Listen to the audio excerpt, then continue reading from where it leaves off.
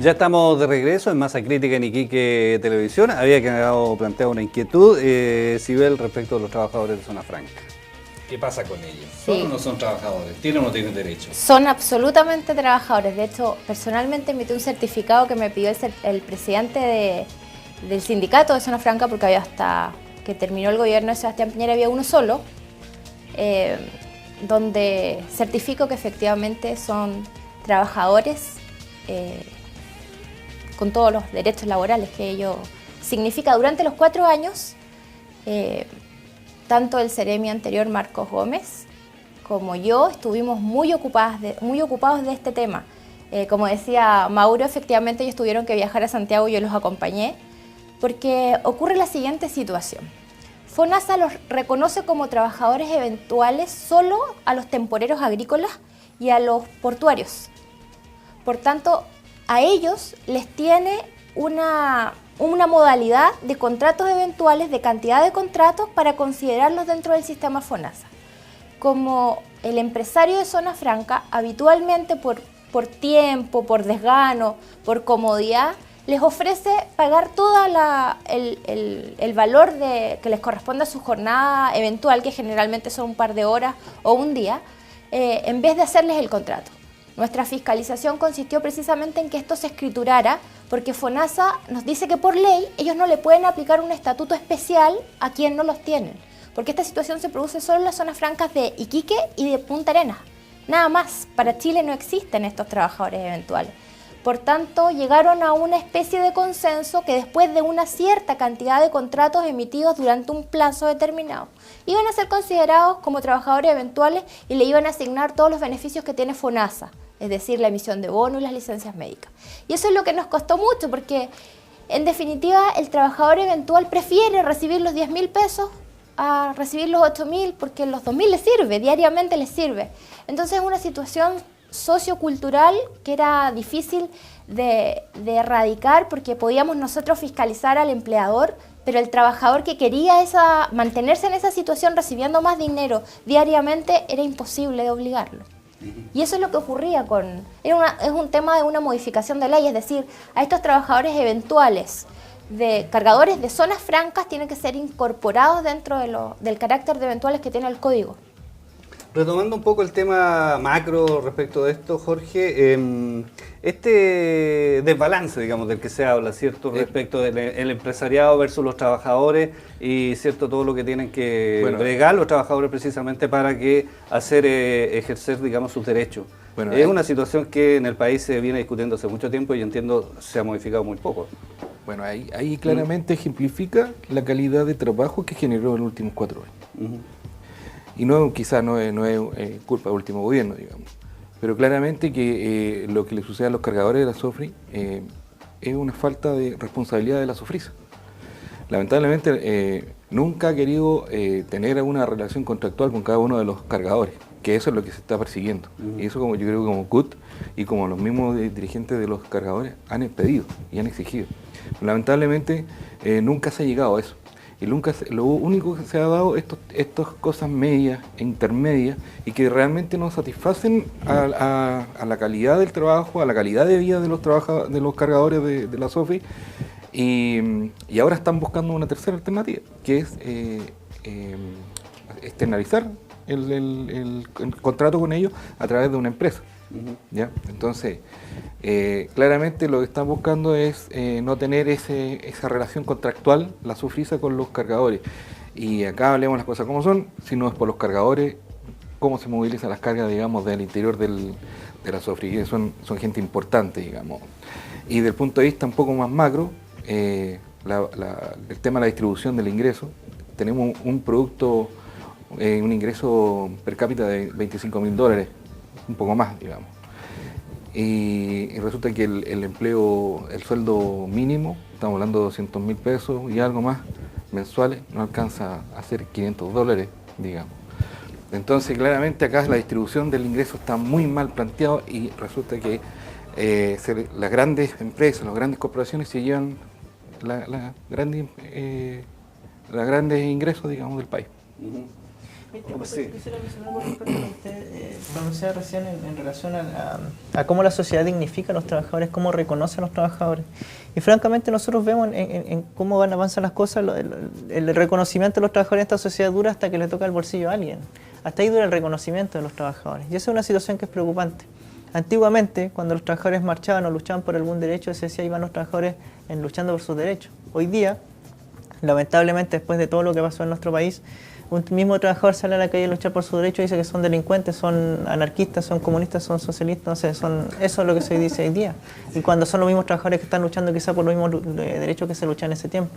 Esas son las situaciones que hoy día tenemos y francamente por muchas reformas que se hagan, mientras no haya un cambio de conciencia, un cambio profundo en la sociedad de cómo miramos a las personas, vamos a seguir en lo mismo. Sí, eso es lo que... Hubo una modificación importante, Omar, ¿cierto?, en la época del gobierno militar y después, digamos, se ha ido tratando de parchar un poco todo el tema, digamos, ¿cierto?, que tiene que ver con los derechos de los trabajadores. Si uno se retrotrae un poco a lo que pasaba en los años 70, estamos todavía muy distantes, digamos, de los derechos que tenían en ese tiempo. Bueno, el golpe militar acabó con los derechos de los trabajadores. Eso, o sea, no hay derecho a sindicalización, no hay derecho a huelga. La forma de sindicalización que se crea o que se propicia es una forma que termina debilitando a los trabajadores. Ahora, yo creo que acá el problema que tiene el país, por eso yo hice la pregunta, que yo creo que el país, o la élite del país, valoriza más el capital que el trabajo. Y eso provoca, en consecuencia, un desequilibrio que se expresa en la redistribución del ingreso. Porque si uno mira las grandes empresas, las pequeñas empresas, las medianas empresas de la OCDE, ¿cuántas huelgas hay? O sea, en mi concepto, una huelga ya es una aberración. Por mucho que sea un derecho. Lo que pasa es que, ¿cómo es posible que tenga que llegar a la huelga para convencerte de mis derechos? O sea, la huelga es una herramienta de presión, ¿ya?, pero que no debería de ocurrir. ¿Por qué no debería de ocurrir? Porque el empresariado y sus trabajadores logran acuerdos de mediano y largo plazo, no de corto plazo, de mediano y largo plazo, donde los trabajadores en los países de la OCDE son parte de la ganancia. Y aquí hay experiencias muy locales, muy pequeñas tal vez, en que dicen, mira viejito, si construimos el barco, por dar un ejemplo, en 2 meses, en vez de los 3, el comprador nos va a gratificar y esa gratificación la repartimos entre los trabajadores. ¿Ya? Y por lo tanto se cumple lo que tú dices. O sea, el tema de nosotros es si trabajamos por hora o trabajamos por producto a rendir. Cuando hacemos el énfasis en el producto por hora, se produce la cifra que tú entregas. O sea, estamos 2000 y tantas horas de trabajo, pero ¿cuál es la producción? ¿Cuál es la productividad? ¿Cuál es el resultado final? Si a cualquier trabajador se le dice, mire, si cumplimos esta meta, más tu sueldo, hay un bono, obviamente todos se la van a jugar por eso. Pero por eso yo digo, primero, que es una vergüenza que tengamos huelga, ¿ya? Y 2, cuando hay huelga, el empresario o el dueño de la empresa debería botar a patada a su encargado de recursos humanos, porque la falla está en el negociador, que es el encargado de recursos humanos. O sea, ¿cómo vamos llegando a este equilibrio y a estos acuerdos de largo plazo? El país tiene que acostumbrarse, los trabajadores y los empresarios tienen que acostumbrarse a acuerdos de largo plazo para conseguir metas y objetivos concretos en la producción y en la productividad. Hay un tema, cierto, vinculado con esto, por supuesto, Sibel, que dice en relación con los salarios, digamos, las diferencias de salario que en nuestro país son muy grandes, ¿cierto?, entre el trabajador, digamos, del último escalafón versus el gerente, digamos. Entonces, ¿de qué manera se puede eso aplanar un poco, ¿cierto?, bajar un poco los desniveles, que suban aquellos que tienen menos, ¿cierto?, y que puedan, a lo mejor, a costa de aquellos que tienen más, ¿cierto?, mejorar un poco esta relación de ingreso? Porque ese ha sido uno de los críticas más grandes que ha habido, ¿cierto?, en los últimos tiempos. Y sin embargo, cuando se plantean, digamos, algunas medidas paliativas respecto a este tema, inmediatamente, ¿cierto?, el empresariado dice que se está afectando, ¿cierto?, la productividad, ¿cierto?, no se va a poder desarrollar las empresas, no van a poder invertir, en fin, se pinta un panorama negro, digamos. Y en ese sentido el país ha avanzado muy poco. Bueno, indiscutiblemente con políticas públicas que tiendan en forma integral, que tiendan a zanjar un poco estas diferencias tan abismantes, porque efectivamente son grandes en unas empresas más que en otras. Principalmente el tema minero tiene unas diferencias de remuneraciones. Personalmente constaté que la minería tiene un promedio de remuneración de 1.700.000 pesos, es el promedio. Por tanto, las políticas públicas son muy a largo plazo y yo personalmente pienso y estoy absolutamente segura que es nivelando la educación. Es la única forma. El trabajador, como bien lo señalaba, pese a que han tratado de que no sea un producto, es un producto. Y a mí me pagan por lo que rindo, por lo que produzco. Por tanto, si mi nivel educacional, técnico, profesional es bajo, mi productividad es baja. Por tanto, la educación es vital para esto. Está todo súper relacionado. Mauro, digamos, entregando más antecedentes, ¿cierto? Cuando uno ve los balances, por ejemplo, de la banca o de las ISAPRE, ¿cierto? Todo el mundo pone la atención, digamos, de utilidades millonarias, ¿cierto? Y sin embargo uno sabe que la gente que trabaja en esos sectores no tienen buenas rentas, digamos. Entonces uno dice, ¿por qué, cierto? Al final, en buen chileno, ¿cierto? La Tajada del León se la lleva la gerencia. En el caso, por ejemplo, de la banca, muchas empresas ni siquiera son chilenas, son transnacionales. Y no se ha logrado, ¿cierto?, mejorar esa relación de redistribución de ingresos. Así es, pero quizás es una salvedad respecto al trabajador mismo. El trabajador, yo creo que no es un producto de una persona que trabaja para poder vivir y poder desarrollarse según sus necesidades.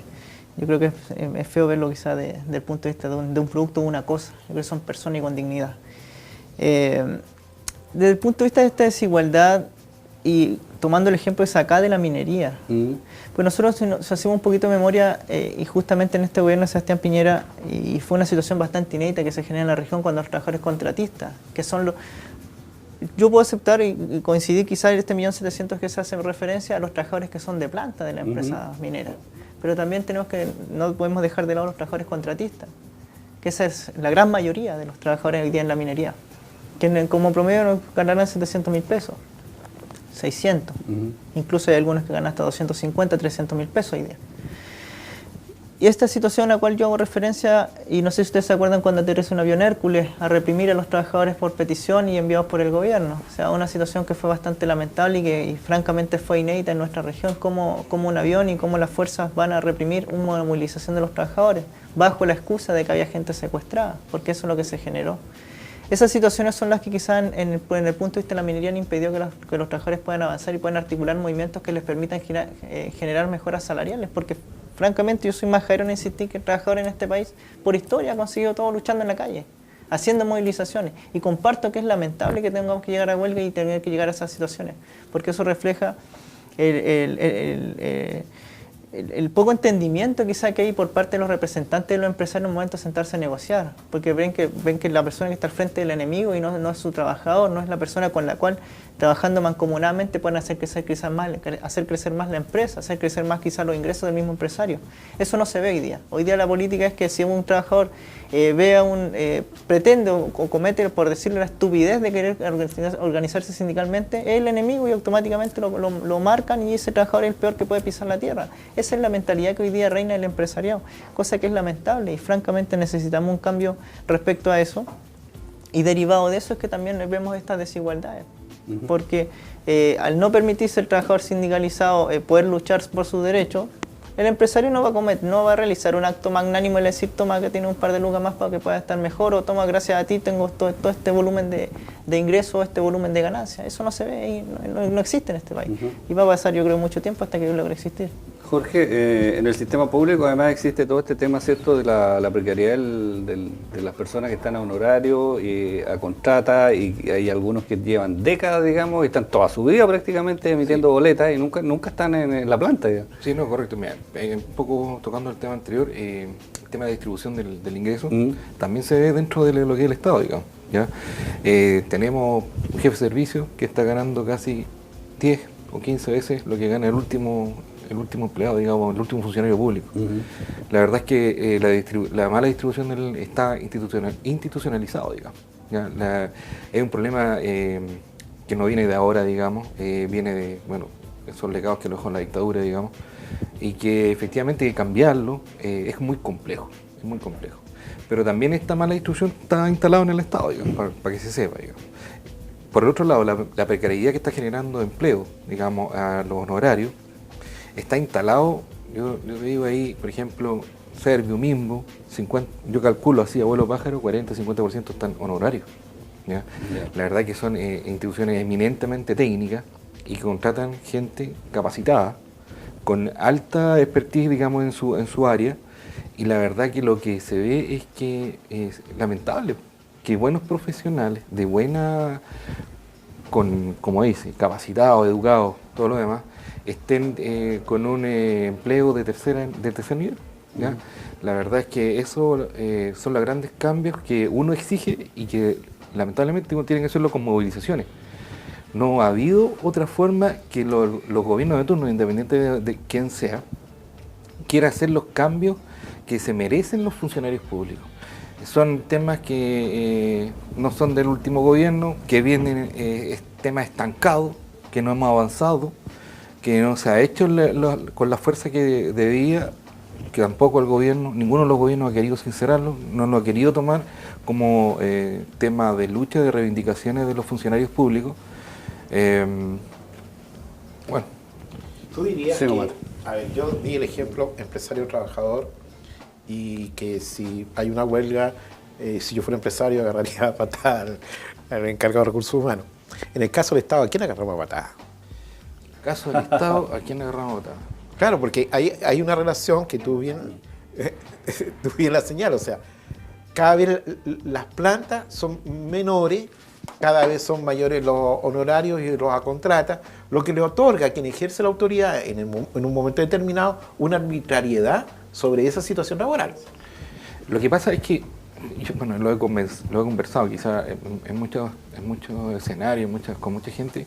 La verdad es que los funcionarios públicos que estamos honorario y contrata, tenemos inestabilidad laboral. ¿Ya? Dependiendo quién sea nuestro jefe, es si nos van a dar continuidad o nos van a despedir. ¿Ya?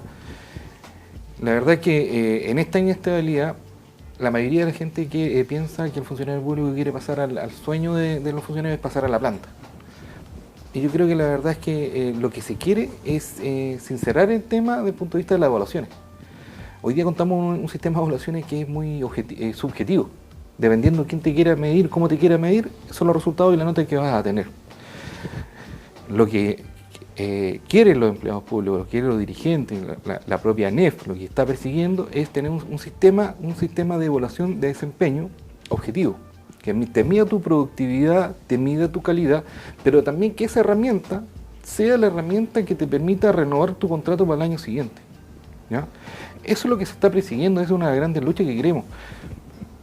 No queremos el tema de la estabilidad laboral vía planta, porque de repente pasa que tenemos funcionarios no tan proactivos, digámoslo así, y que efectivamente no generan la productividad que se requiere para la sociedad. ¿Ya? La verdad que lo que uno persigue es tener el equilibrio, productividad, calidad y lógicamente generando los impactos positivos en la sociedad. Bueno, vamos a hacer una pausa, ¿cierto? Porque ya estamos en el tiempo, estamos en nuestro programa Masa Crítica aquí en Iquique Televisión. Vamos a la pausa y ya estamos de regreso con ustedes.